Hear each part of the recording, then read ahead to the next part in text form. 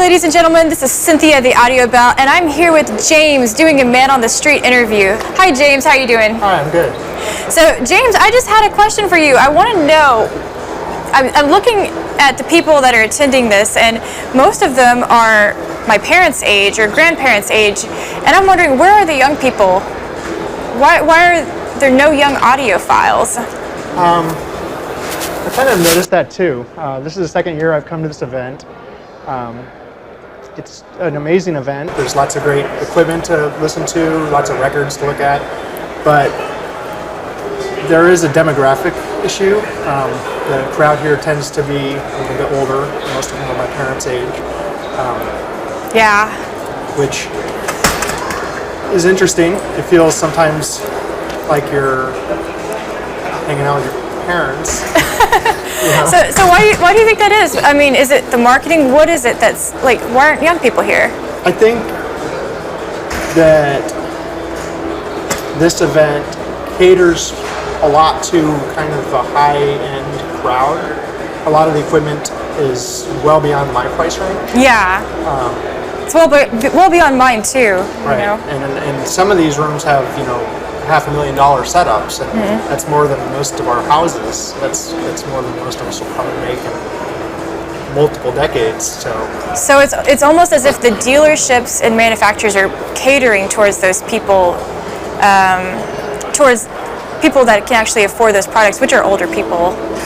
I would agree with that. To me, this event seems like it's really driven by the industry and not by the consumer, if that makes sense. Yeah. Because a lot of the big corporate interests have huge display rooms. And then some of the small niche manufacturers have, like one room dedicated to the product, which is amazing. Like, it's good because I was actually able to go up and talk to somebody about a product that I'm interested in, which is the Parasound integrated amp. Oh, nice. So yeah, Parasound's a good company. Yeah, but it does feel like they could do a little bit more to cater towards more people having an experience. Yeah. And not to like the corporate people showing off their latest and greatest gadget. Their flagships and everything. So how do you think they can do that? Do you have any ideas? I think that the key towards getting growth in this event, and this is kind of a microcosm of the industry as a whole, Yeah.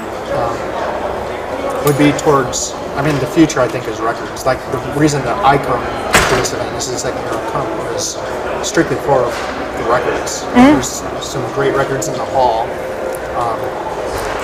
And if they would really expand that and advertise it, and Record Store Day is big, especially for like novice audiophiles. Yeah. And that's this weekend. That's tomorrow. So why is there no link between Record Store Day and this event? Why is there no, why aren't people generating the word out there, getting it out there on social media and stuff? I've been Snapchatting all day. So. Well, thank you for that. So you mentioned you have lots of friends that are into records, and they're in their 20s. That's 20s pretty amazing. And 30s, yeah. So how did they get into that? My best friend Sam, she's 33, I think. Yeah. And I kind of pulled her into that.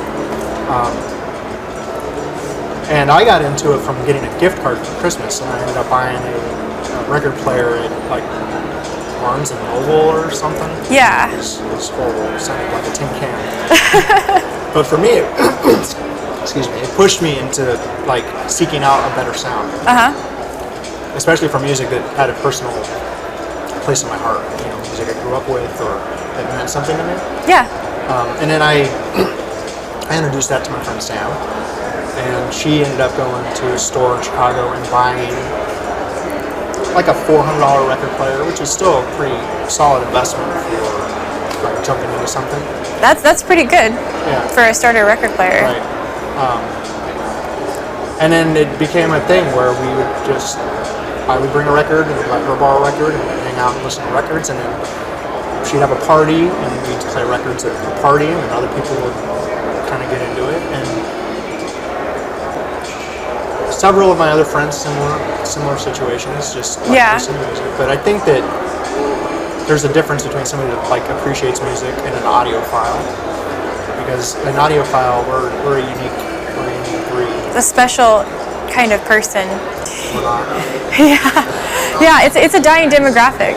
So then my last question for you is, if this were your show, how would you get young people to come? Sell more records. Sell more records. Move it more away from the equipment.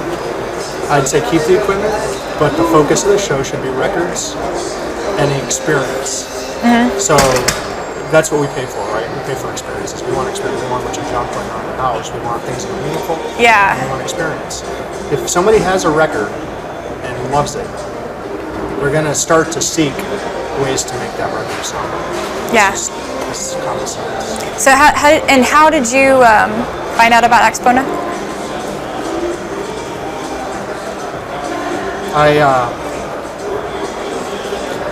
I bought an old Crosley record from a player, and I didn't like how it sounded. So then I upgraded to another brand, which I will not name.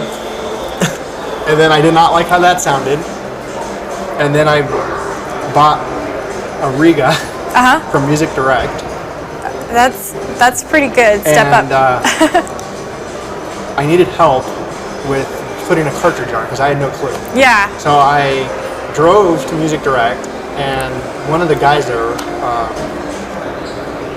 really cool guy, is in charge of something. He took me into his office and he showed me. It took like 2 hours, and he actually like taught me how to like put the cartridge on, align it, put all the wires on the back, do all that stuff. I bought an Ortofan Blue from him, and we worked on this. Wow, Ortofan Blue. Nice. And he was so cool, and he just kind of took me under his wing and showed me how to. It was a more personable experience. And he told me about the show, and so I went. Last year was the first one, and then I came back this year. And now you're here again. Very nice. Well, thank you for doing the interview with me.